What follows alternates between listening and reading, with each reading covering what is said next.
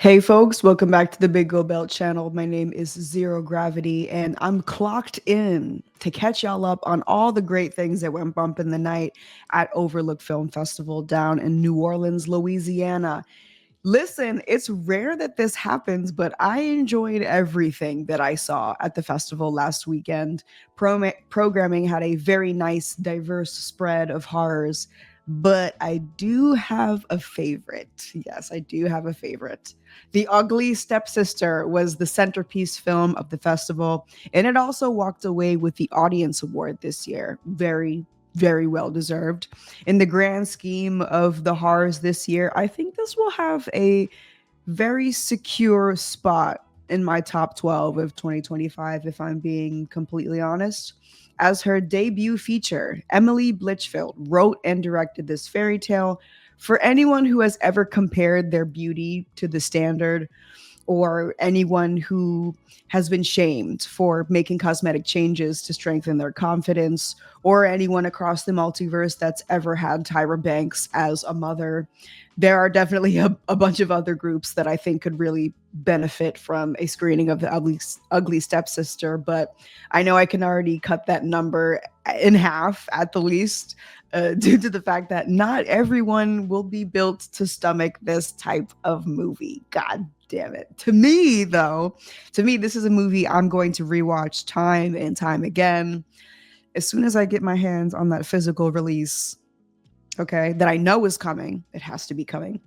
But unfortunately, this is not a movie that I can recommend to just anyone responsibly. That is, this is some pretty hardcore stuff, and it's disguised as this pretty pink pastel Cinderella story. I just cannot, in good faith, truly express to you what ungodly things are in here. And for the sake of spoilers, I will not do that either, but I will do my best. So before I get into my actual review, I have to put my guard up. Just like Jordan Peele's Get Out led the mainstream to the Black horror renaissance, Coralie Varjot's The Substance has put a stamp on the modern rise of women and femmes taking over, really, the oh so unladylike subgenre that is body horror, right? So at the surface level, ingesting this film, yeah, sure, I guess you can compare them. They are both horror stories helmed by women that tackle societal issues of women's vanity through body horror. Full transparency though, if you love The Substance, there is a really good chance that you're going to love The Ugly Stepsister. If you hated The Substance, there is still a good chance that you might love this one for reasons that contrast the two and actually are not reasons why they're similar at all. The biggest difference, I will say, at least on the surface, is the time period. This is a period piece, let's say 19th century Europe. It's really a rip right out of the Brothers Grimm storybook, if you're familiar with it.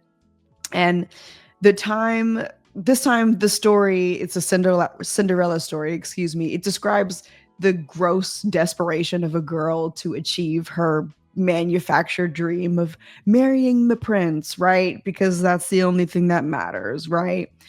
But the official synopsis is as follows. In a fairy tale kingdom where beauty is a brutal business, Elvira battles to compete with her incredibly beautiful stepsister, and she will go to any length to catch the prince's eye. Guys, it is taking all of my strength not to crash out just at the thought of how delightfully messed up this movie is. But I'm able to have this visceral reaction even days after screening it because of the way all the pieces of the puzzle just came together for this production. It's pretty immaculate. So this film stars Isaac Comroth as Prince Julian, Flo Fledgerly as the younger sister Alma, Thea Sophie Loch Ness as Agnes, who is our would-be Cinderella, Annie Del Torpe as Rebecca, who I can really only describe as one of the most disgusting evil stepmothers of all time. Probably. I'm not sure where to measure that, but I'm going to throw that out there.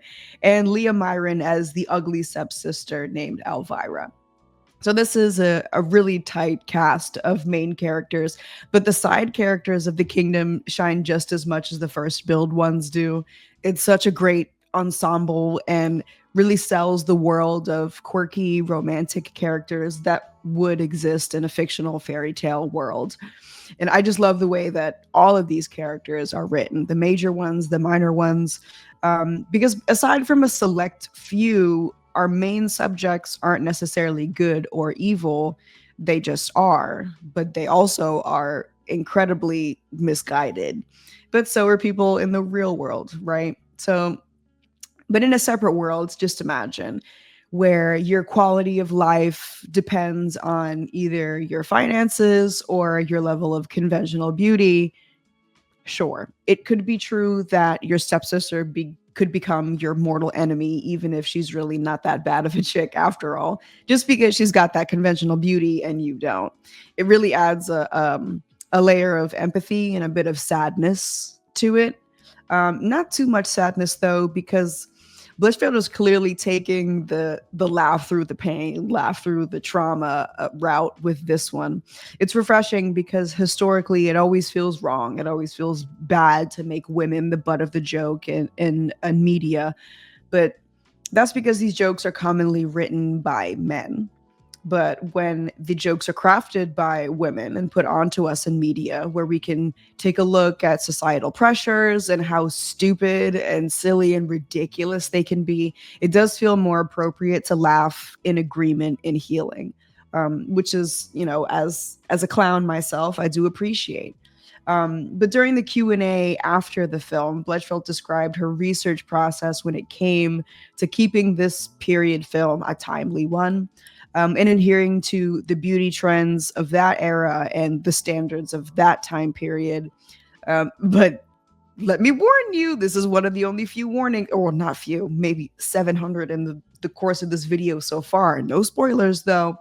But lucky for us and other lovers of gore and bodily terror and comedic mutilation, there is a lot to gawk over about the terrors of 19th century cosmetic surgery.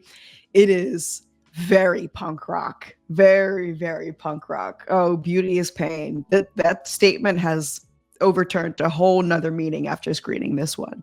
It's really right in line with the subgenre, especially because at this point in time, anesthesia hasn't been invented yet.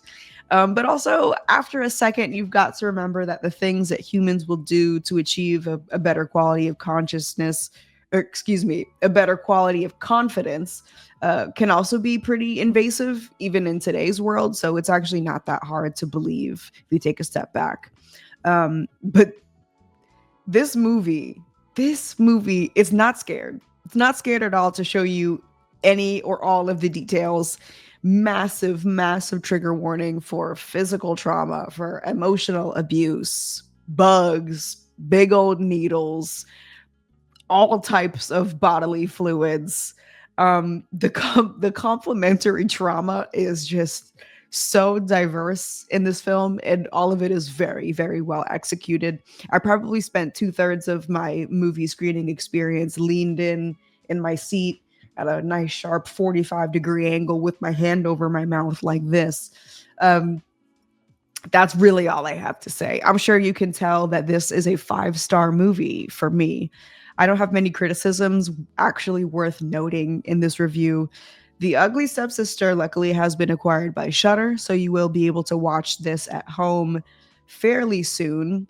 But in the meantime, I urge you. I really, really encourage that you guys try to take a look at your movie screening times, as this movie does drop in theaters first, starting April 18th.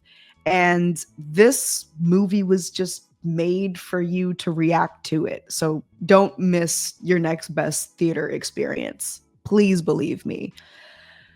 But I think I got my heart rate up talking about this one. Please, please, please keep your ear to the ground for Emily Bletchfeld's The Ugly Stepsister in theaters if you can. But if you can't, it's coming on to Shudder very soon. So just be patient. As always, I've been Zero Gravity, and thank you so much for watching. See you soon. I